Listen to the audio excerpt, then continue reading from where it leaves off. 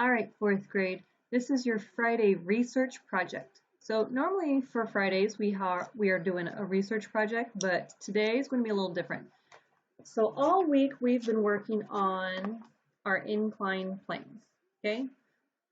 Spending a lot of time in the text itself, looking for examples of inclined planes, but also supporting reasons how those inclined planes help us in the real world, okay?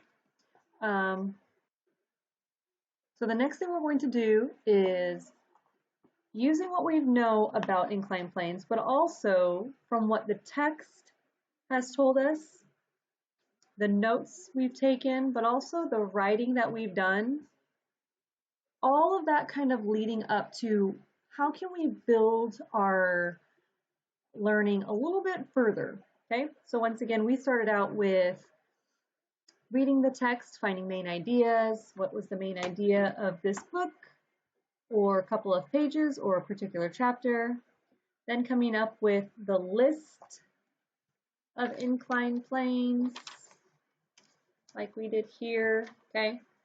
So I gave you some examples. You were supposed to come up with however many more that you could find. And then finally working on that summary with inclined planes. And that all kind of leads us to something a little bit more hands-on. So remembering back to the book where we have our ramp, that mountain trail that is used as an inclined plane, this ramp here that this kid is using for an experiment, stairs, cement truck, dump truck. Remember the slide, but also the regular dry slide versus the wet water slide. So all of those show you examples of an inclined plane, okay? We've also taken away how they're helpful to us and how it makes effort a little bit less effort with that work, okay? Whatever that work might be. So what you're going to do for today's research project is, rather than researching, because we've spent all of this week really spending that time digging into inclined planes even further. So today what we're going to do is you have a couple of options, okay? Your options, and you can choose to do more than one, but I expect you to choose at least one and do your best with that, okay? One is to draw an inclined plane.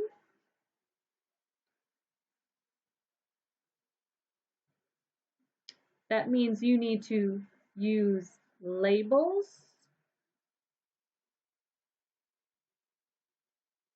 and provide a clear visual of what it is that you are drawing, followed by an explanation or a nice fourth grade sentence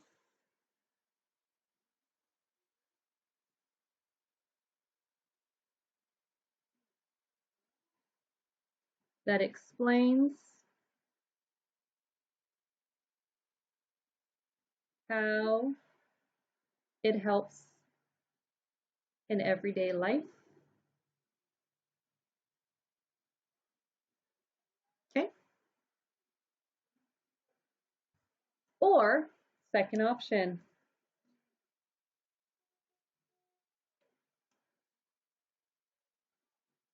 construct an inclined plane.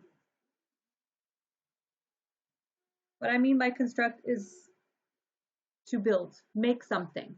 So it's kind of nice that this is number one, because this easily will turn it into something that you can build, okay? So this could be your blueprint, draw an inclined plane with the labels and the visual. The visual is just, so if you're drawing a circle, I should know that it's a circle. It shouldn't look like a pencil, okay? So just make sure that the picture is something that I can clearly see what it is meant to be. So again, label your picture, make sure it's clearly visible as to what it is, and then follow it up with a sentence explaining how it helps in everyday life. Again, sentence tells me I need something at the beginning, something inside my sentence, and something at the end, okay? And the job is to explain how this picture helps in everyday life. So if you're just wanting to draw the picture and explain, great. If you want to take it one step further, be creative with the things that you're going to use to construct something. Blueprint, explanation, and build.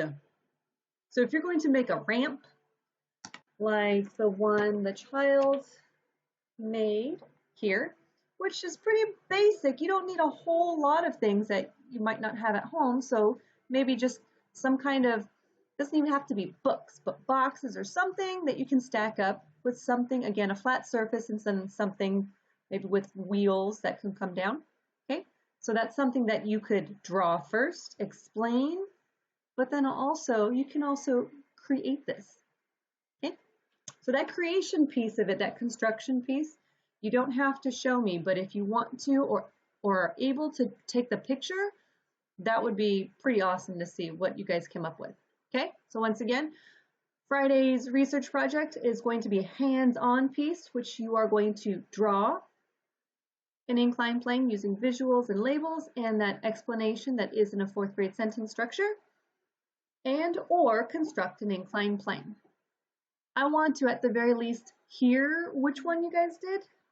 Okay, and if you did both, and if you can take a picture, I would love to see that, and I would love for you to share that with me. Okay, if you have any questions, you know what to do.